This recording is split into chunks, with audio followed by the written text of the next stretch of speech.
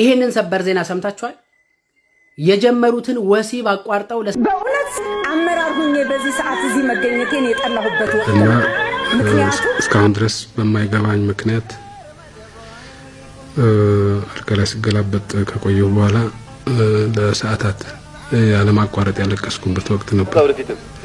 ጦርነቱ የአብይን ውዳሴ ሙገሳ ጠብቆ የሚዋጋ ሳይሆን አገሩ ወዶ የሚዋጋ ስለሆነ ከተነካችበት አይቆም ወደፊትም።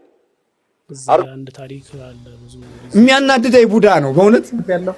ሰላምታዬ በያላችሁበት ትድረሳችሁ። አስገራሚ ፖለቲካዊ ጉዳዮችን መጀመሪያ በዚህ መንገድ አቀርብላችሁና ይሄንን ሰበር ዜና ሰምታችኋል? የጀመሩትን ወሲብ አቋርጠው ለሰባተኛው ሀገራዊ ምርጫ ወደ ምርጫ ጣቢያ የሄዱ ጥንዶች እጅግ መነጋገሪያ ሆኗል። የኔ ዜና አይደለም ብራዘር፣ የኢቲቪ የዛሬ ዜና ነው። ልትገረም ትችላለህ። እንግዲህ እርካታ ለሀገሬ በሚል መሪ ቃል ከኛ እርካታ የሀገራችን እርካታ ይበልጣል ብለው የምታያቸው ጥንዶች ሩካቤ ስጋቸውን አቋርጠው ወደ ምርጫ ጣቢያ ሄደዋል ይለናል። አየሁ ይሄን ዜና። የዜና ክፋቱ እሱ እንዳይገርም።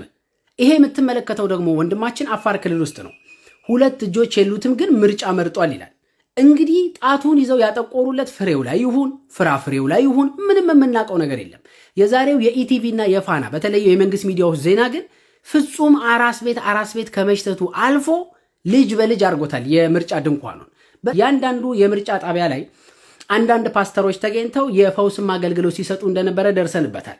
ይህ የምትመለከቱት ወንድማችን ለምርጫ ሲሄድ በክራንች ነበር የሄደው። ምርጫ መርጦ ሲመለስ ግን እንደ ቦቀቅላ ሕፃን እየሮጠ ሲሄድ ታይቷል። ይሄ የብልጽግና ፓስተሮች ተአምራዊ ስራ ነው ብራዘር፣ የትም ልታገኘው አትችልም። በአንድ የምርጫ ጣቢያ ላይ እነዚህ የምትመለከቷቸው ሰዎችን የሞተ የ10 ዓመት ሕፃን ልጅን አስክሬን ከቤት አስቀምጦ ሰዎቹን በጠቅላላ እየገረፈና እየደበደበ ምርጫ እንዲመርጡ አድርጓቸዋል። ይሄንንም በሰበር ዜና በራሱ ሚዲያን ያስተላልፈው ተመልከተው።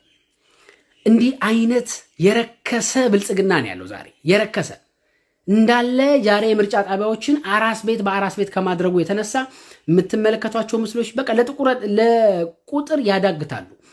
2 ሰዓት ለሞለጃ ሲቀራት መታ መርጣ፣ ከወለደች በኋላ ተመልሳ ደግሞ መታ መረጠች፣ በምጥ ላይ ሆና መረጠች፣ እርግዝናዋ ሳይበግራት መርጣ መረጠች። በአራስ ቤት ነው ያስመሰለው። በጣም የምትገረመው ደግሞ ይሄኛው ደግሞ ከነ ድንግልናው እስከዛሬ ለምርጫ ብሎ የቆጠበው ድንግልና ይዞ መጥቶ ምርጫ መምረጡም ደግሞ ኢቲቪ ነግሮናል። ልትገረም ትችላለህ። ይሄ የምታዩት ደግሞ ምርጫ ጣቢያ ላይ እንግዲህ መርጦ ሲመለስ ተፈውሶ ነው። እዚህ ጋር ያው ቅድም ልጁ የተናገረው ነው። እንግዲህ ዘና ፈታ እንደምትሉበት ተስፋ አደርጋለሁ። በቀጣይ ደግሞ ምርጥ የሆነ የምርጫ ቅስቀሳ እናሳያለን። በነገራችን ላይ ምርጫው በጣም ፍትሃዊ ነበረ። እዚህ ጋር ቄሳችንን መርጠዋል፣ ይናገራሉ። አድምጧቸው። ለአማራም ለኢትዮጵያም ኩራት ነው፣ ምን ጥያቄ የለው። በጀግነት ተዋግቷል፣ በጀግነት ይዋጋ ወደፊትም። እሱ የአብይን ውዳሴ ሙገሳ ጠብቆ የሚዋጋ ሳይሆን አገሩ ወዶ የሚዋጋ ስለሆነ ከተነካችበት አይቆም ወደፊትም። አርጓል፣ ያደርጋል፣ እያደረገም ነው ያለው። ይሄ መመስገን አለበት፣ መወደስ አለበት። ይመቻቸው። እነዚህ ደግሞ ራሳቸው ማህተም እያደረጉ ምርጫ ኮረጆ ላይ ይከታሉ። ዛር ስማርት ባይዘው በጣም ወድጃቸዋለሁ። ፍጹምና ፍትሃዊ ፍጹም ፍትሃዊ ዲሞክራሲያዊ ምርጫ ነበረ። በቃ ምንም የማያጠራጥር ይኸው እዚህ ላይ ራሳቸው ናቸው ማህተም እያደረጉ ነው። ይመቻቸው። በርጫም ያለ ይመስለኛል። ጥሩ ነው። ዲሞክራሲያዊ ምርጫ በእውነት ለሀገር ሰላም የሚበጅ እንዲህ አይነት ዲሞክራሲያዊ ምርጫ አይተን ላናውቅ እንችላለን። እዚህ ጋር ምረጡ ቅስቀሳ ነው ይሄ። በነገራችን ላይ የሚለኝ ሰውዬ ምረጡኝ መንፈሳዊ ሆን እያሉ ነው። ልዩቸው ከመናገር እሳቸው ይናገሩ።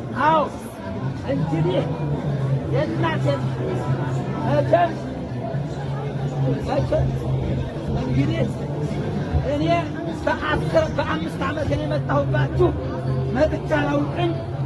እችን በቤቴ ስላዘዘችኝ እንጂ እችንም የሰጣችሁ እናንተ ናችሁ። ገዝቷ አይደል? እንደምን አደራችሁ? እንደምን አደራችሁ? ያለበሳችሁ እናንተ ናችሁ። ይኸው እርግጠኛ ነኝ የኒህ ምረጡ ቅስቀሳ ደግሞ በጣም አሜዚንግ ነው። ባህታዊ ነኝ ነው የሚሉት። እንግዲህ እንደዚህ ነው የሚቀለድብን ማለት ነው። እስኪ እንቀጥላለን። በነገራችን ላይ እንቀጥላለን። አብራችሁ ቆዩ። እንደ ላይክ አላረጋችሁም፣ ሰብስክራይብ አላረጋችሁም። እንዲህ አይነቱን ጮማ የሆነ ወሬና ዜና ደግሞ በእውነት ለብዙዎች ማዳረስ ይገባል። እኔ ያው እንግዲህ ተመልከቱ ስቱዲዮ ገብቼ ያው እንዳቅሜ ስቱዲዮ ናት እዚህ ውስጥ ገብቼ መናገር ስለፈራሁ ነው። ስለፈራሁ ለምን ፈራህ? እንዴት አልፈራ እንዴ ይሄ መናገር መብት ያለኝ እኮ ነኝ። እንዴት አልፈራ? ወይ ሀገር። እዚች ላይ ግን አንድ ነገር ልጨምር፣ በጣም ቅር ካላሰኘኋችሁ በአማራውና በኦርቶዶክሱ ላይ የሚደርሰውን መከራ ላሳያችሁ። እዚህ ጋር በእናታችሁ ይታይሻ በጀ የአዋል ወረዳ ምክር ቤት አባል የተናገረችው ላስደምጣችሁ። በእውነት አመራር ሁኜ በዚህ ሰዓት እዚህ መገኘቴን የጠላሁበት ወቅት ነው። ምክንያቱም የህዝቤን ሰላምና ደህንነት ካላስጠበቅ መኖራችን መንግስት ምክር ቤት መኖራችን ምንድን ነው የሚጠቅመው? እንዴት ህፃናት ይገደላሉ? እንዴት ሴቶች አጎንብሰው የዛሬን ይቅር በሉን እያሉ እየለመኑ እንዴት እናት ትገደላለች? እስቲ ሁላችን ይህን እናስበው። ወደ የቤታችን ቢገባ ምንድን ነው የሚሰማን?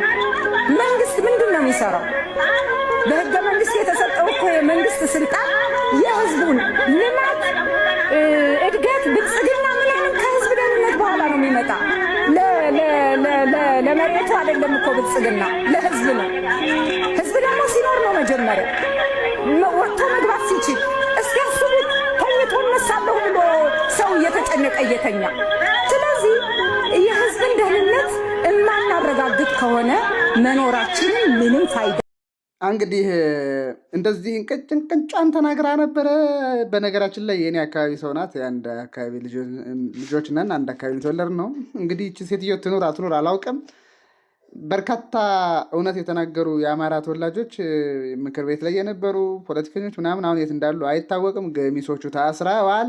ወይ ሀገር ወይ ዲሞክራሲ አይሚን ዲሞክራሲም አለ እንጂ እንዴ ፍትህ ዲሞክራሲ በሀገራችን አለ እንዴ? ልኑርበት ወዳጅ።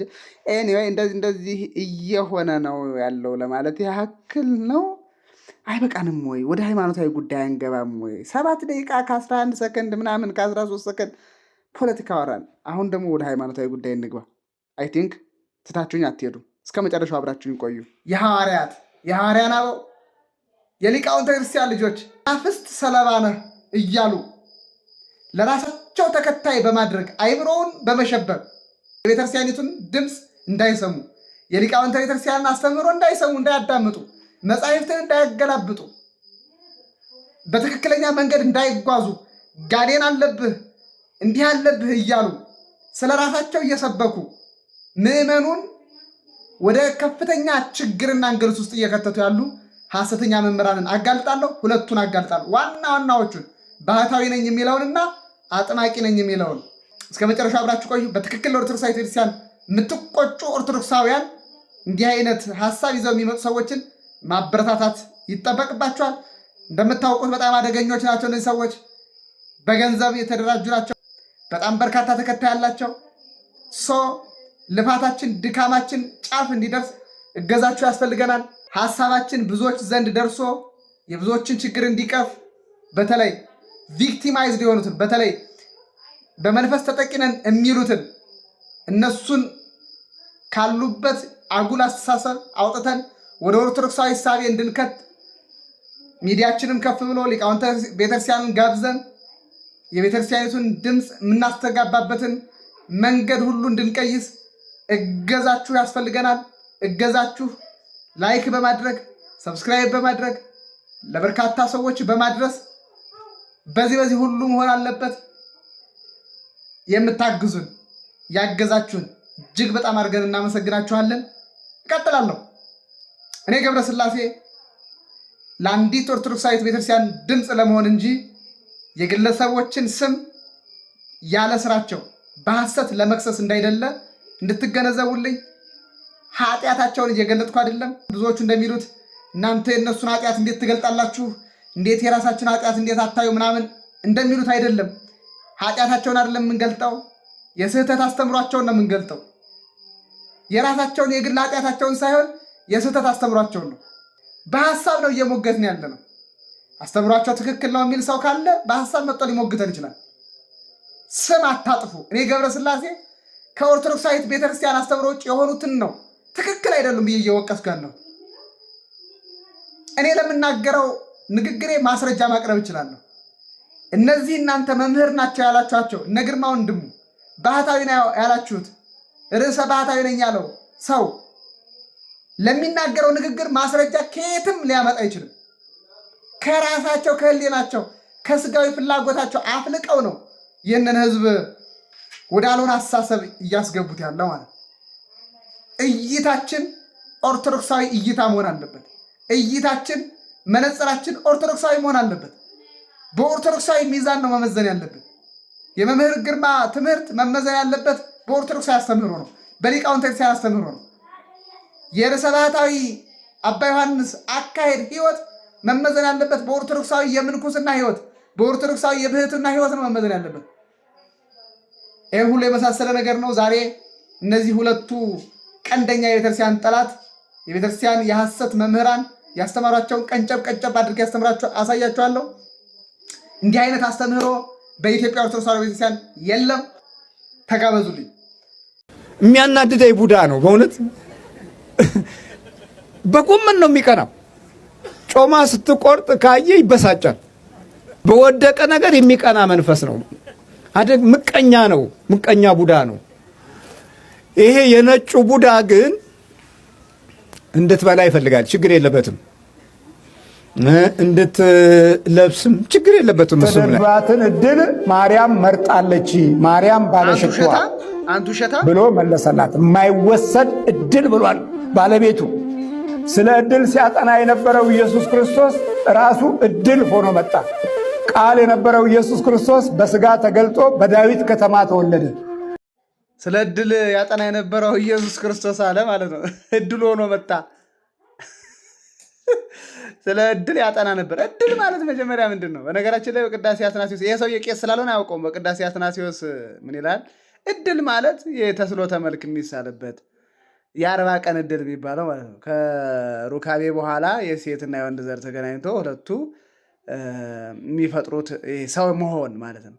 ሌላ አይደለም፣ ሌላ ማለት አለ። ኤኒዌይ ምንም ያልተማረ ስለሆነ ቅዳሴም ቀድሶ የማያውቅ ስለሆነ ቅዳሴ አትናቴዎስን ያውቀዋል ብዬ ተስፋ አላደርግም። ይዟችሁ 20 ዓመት ከ6 ወር አስቆጥረናል። ከጥር 5 ቀን አንስቶ እስካሁን ያለውን ቀን ስንት ይሆናል? ከጥር የካቲት መጋቢት ገና ነው፣ 6 ወር አልሞላም። አዎ ጥር 5 ቀን 20 ዓመት ሞልቶታል። ይገዳም 20 ዓመት ከ3 ወር ምንም አልነካንም። እንከሰሳለን፣ ይሰድቡናል፣ ያደቡናል። ኔትወርክ ዘግተው ቃሉ ጋር ናችሁ። የሀገሬ ሰዎች እኔ ጋር ናችሁ።